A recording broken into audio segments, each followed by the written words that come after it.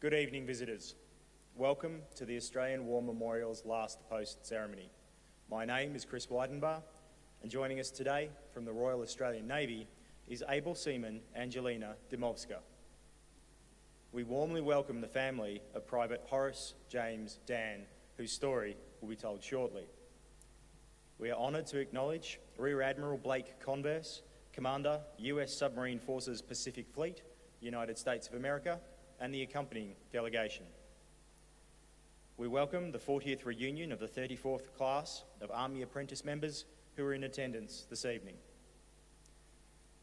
We welcome the veterans who have served, those that are still serving, and the families that love and support them.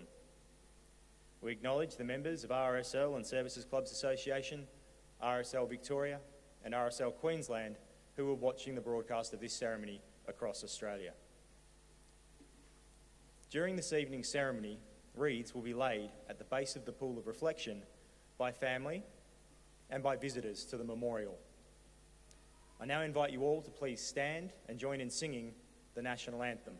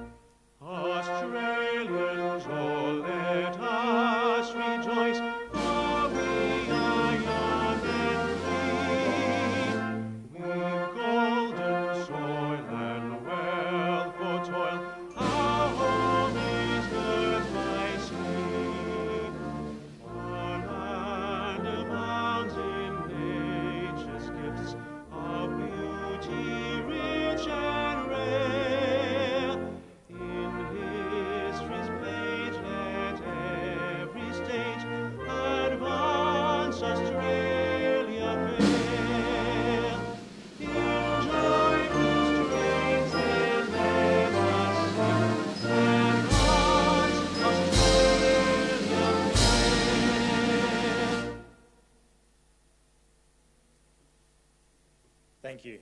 Those that require a seat, please be seated. The Australian War Memorial was the vision of Charles Bean, Australia's first World War official historian. Bean landed with the Australian troops on Gallipoli and stayed with them at the front through to the end of the war. The idea of this national memorial and museum came to him at Pozières, France, in the depths of the bloody fighting of 1916. Bean's idea was that this would be a place where families and friends could mourn loved ones buried in faraway lands. It would also be a place that could help all Australians understand what these men and women had endured and what they had done for us. Bean's vision, to which we remain true, is best expressed as inscribed in the entrance to the memorial's galleries. Here is their spirit, in the heart of the land they loved, and here we guard the record which they themselves made. Tonight, we will read the story behind just one of those on the Roll of Honour, which lists the names of more than 102,000 men and women who have given their lives for us in war and operations for more than a century. But first, we present a lament, Flowers of the Forest. Wreaths, or floral tributes, will now be laid at the base of the pool of reflection.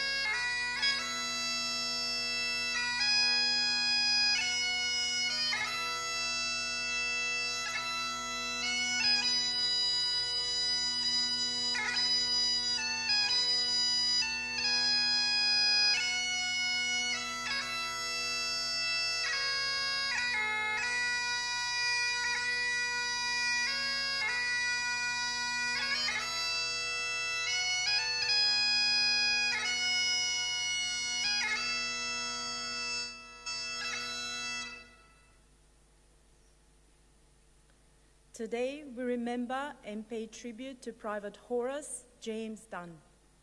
Horace Dann was born in Muswellbrook, New South Wales in 1882, the son of Edwin and Alice Dann.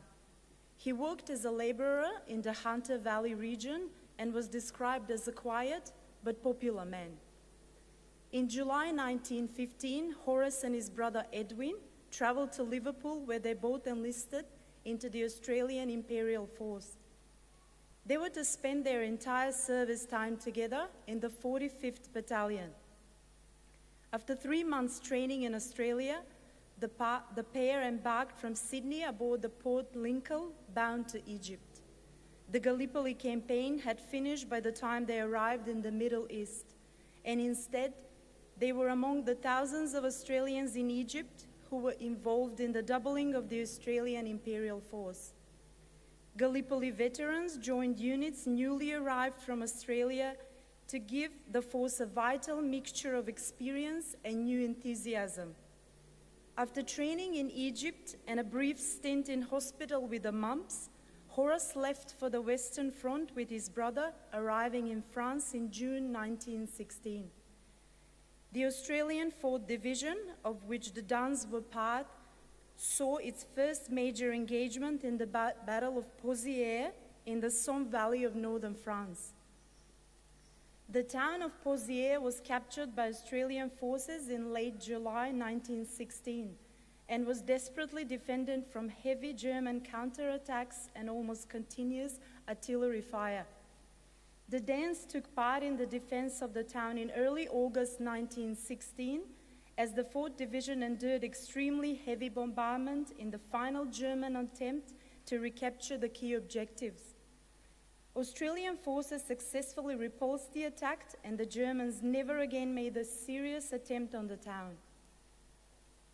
Between August 1916 and March 1917, the 45th Battalion spent time alternating between frontline duties and training, moving first to Ypres region of Belgium and then again to Somme region of northern France.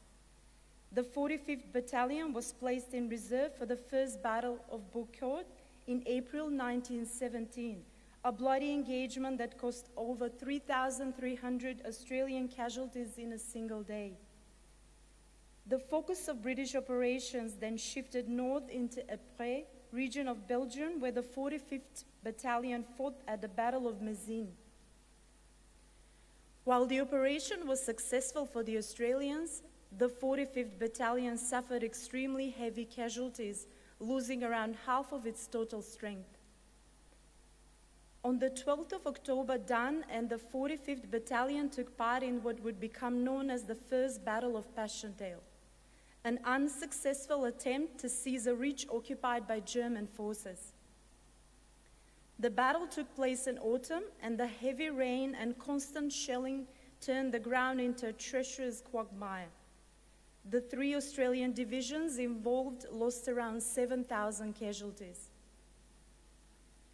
On the 13th of October 1917, one day into the battle, Horace and his brother Edwin were sitting in a shell crater at West Herc Ridge near Ypres when a German high-explosive artillery shell exploded nearby. A piece of shrapnel from the shell struck Horace in the back, and he was killed instantly. His brother was unharmed. Horace was buried in a makeshift grave meters from where he fell, but the site of his grave was lost. His name is now engraved on the Menin Gate Memorial in Ypres, along with those of over 54,000 Australian and Allied soldiers with no known grave. In a letter to Dunn's grieving mother, Dunn's captain wrote, "He was a fine man, liked by his officers and men. His cheery nature in the hours of hardship and danger has left a memory that can never fade. I cannot express how much his absence is felt in my company, and believe me, your loss is equally felt by me.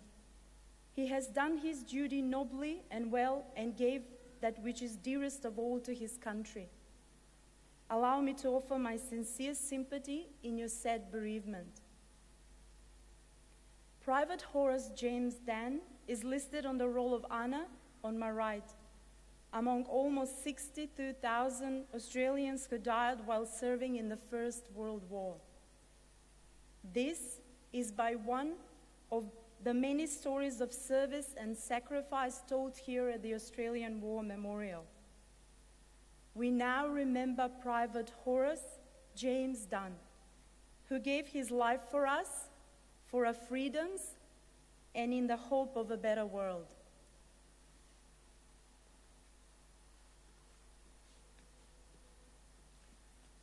Please stand for the reading of the Ode and the sounding of the last post.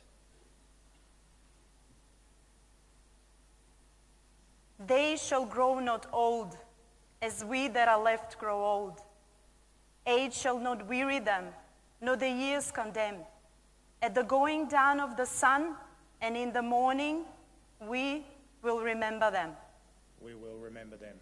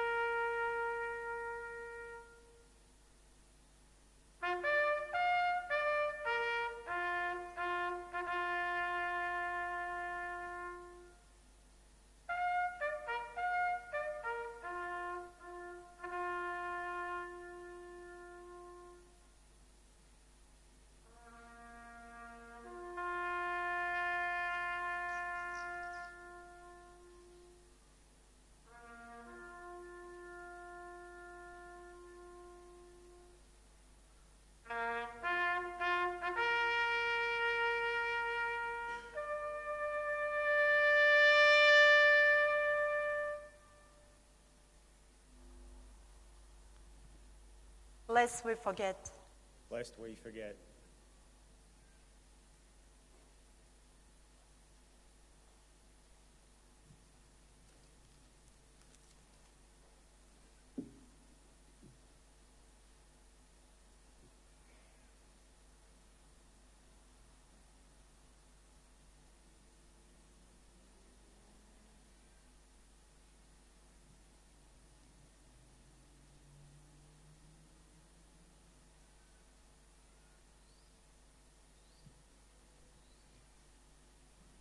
We leave you this evening with the words of the memorial's founder, Charles Bean. Many a man lying out there at Poziere or in the low scrub at Gallipoli with his poor, tired senses barely working through the fever of his brain has thought in his last moments, well, it's over. But in Australia, they will be proud of this. Ladies and gentlemen, girls and boys, that concludes the last post ceremony. We thank you for visiting the Australian War Memorial and wish you all a very good evening.